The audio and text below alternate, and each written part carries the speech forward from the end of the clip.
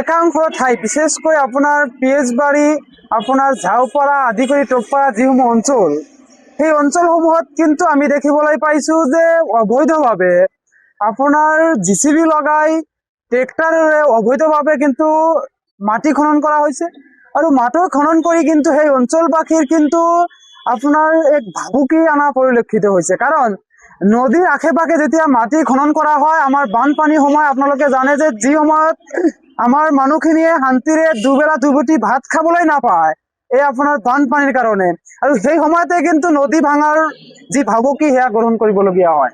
আৰু একে সময়তে আপুনি জানে যে খৰালি কাল, এই খৰালি কালত কিন্তু ৰাস্তা ঘাটত আমি যাব পৰা অৱস্থাত নাই, কাৰণ বালিৰে একেবাৰে ভৰি পৰিছে। আৰু ইয়াৰ সম্পূৰ্ণ বন বিভাগৰ গাফিলতিৰ কাৰণে সংঘটিত হৈছে।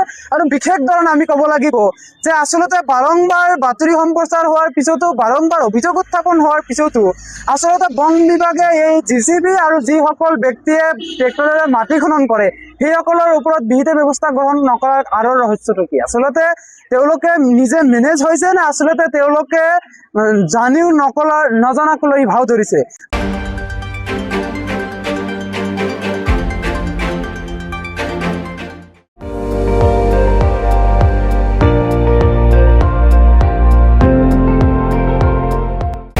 আপুনি চাই আছে ND24, সৰ্বশ্ৰেষ্ঠ নহয় সৰ্বোত্তমৰ দৌৰ।